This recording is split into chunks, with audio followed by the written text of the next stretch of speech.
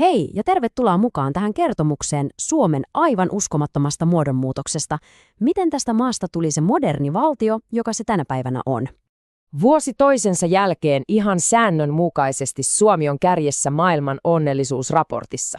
Se on titteli, josta on tullut melkeinpä osa meidän kansallista identiteettiä.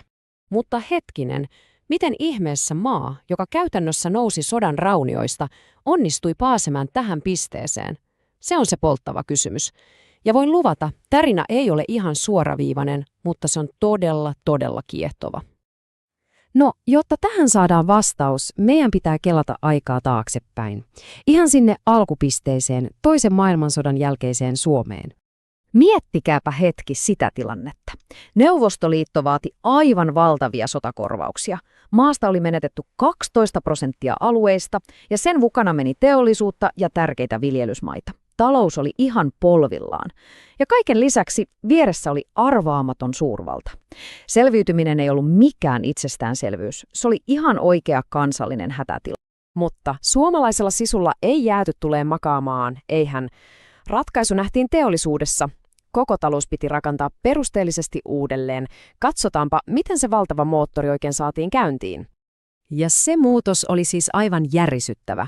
Ajatelkaa, vuonna 1950 Suomi oli vielä vahvasti maatalousyhteiskunta, mutta alle yhdessä sukupolvessa vain 35 vuodessa se oli muuttunut korkean tulotason teollisuus- ja palvelutaloudeksi. Enää ei viety pelkkiä raaka-aineita, vaan valmiita korkean jalostusasteen tuotteita. Vauhti oli siis ihan päätä huimaava.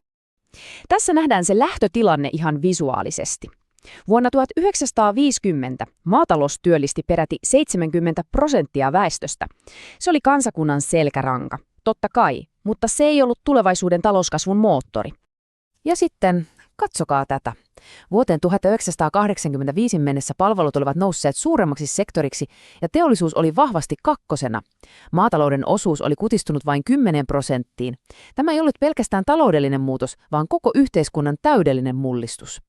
Mutta talouskasvu ei tietenkään yksin riitä luomaan onnellisuutta.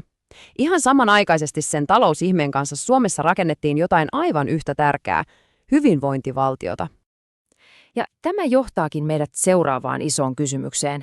Miten rakennetaan yhteiskunta, joka ei ole ainoastaan vauras, vaan myös vakaa, koulutettu ja tasa-arvoinen? Vastaus löytyy siitä kuuluisasta pohjoismaisesta mallista, ja se olennainen pointti tässä on tämä, se on yhdistelmä. Se yhdistää vapaan markkinatalouden ja toisaalta kattavan hyvinvointivaltion ja työmarkkinajärjestöjen neuvottelut, eli kapitalismia ja vahvaa sosiaalista turvaa samassa paketissa. Ja mitkä ne rakennuspalikat sitten Suomessa olivat? No, ensinnäkin julkinen terveydenhuolto, joka piti koko kansan työkykyisenä. Toiseksi ilmainen ja todella korkeatasoinen koulutus aina esikoulusta yliopistoon asti. Se loi meille maailmanluokan osaamista. Ja kolmanneksi ne varmat sosiaaliset turvaverkot, jotka toivat vakautta ja antoivat ihmisille uskallusta yrittää ja ottaa riskejä. Nämä eivät olleet vain kuluja, vaan investointeja ihmisiin, ja ne ovat maksaneet itsensä takaisin moninkertaisesti. Mutta tarina ei suinkaan lopu tähän. 1990-luvun alussa Suomi kohtasi aivan uuden, täysin odottamattoman kriisin, joka pakotti sen keksimään itsensä taas kerran uudelleen. Se ongelma oli Neuvostoliiton romahtaminen vuonna 1991. Se oli ollut Suomelle aivan keskeinen kauppakumppani, ja kun se katosi käytännössä yhdessä yössä, Suomi syöstiin todella syvään lamaan. Yhtäkkiä vanha malli ei enää toiminutkaan. Ja sitten kuvaan astuu ilmiö nimeltä Nokia. Tässä aikajanassa on aivan hämmästyttävää se vauhti, jolla kaikki tapahtui. Vuonna 1992 lanseerattiin ensimmäinen digitaalinen GSM-kännykkä. Vain 6 vuotta myöhemmin Nokia oli jo maailman myydin puhelinmerkki, ja huipulla vuonna 2007 sen hallussa oli yli 40% koko maailman markkinoista, siis ihan uskomaton luku.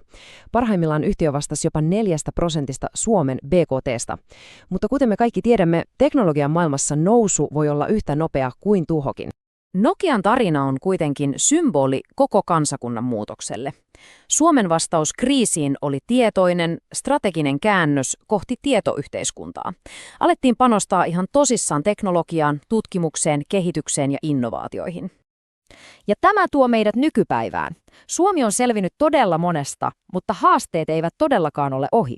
Päinvastoin, Uudet pulmat odottavat jo ratkaisijoitaan. Ja nämä 2000-luvun suuret pulmat ovat varmasti monille meistä tuttuja myös muualta. Väestö ikääntyy. Miten ihmeessä pidetään yllä kilpailukykyä maailmassa, jossa kilpailu vain kiristyy entisestään?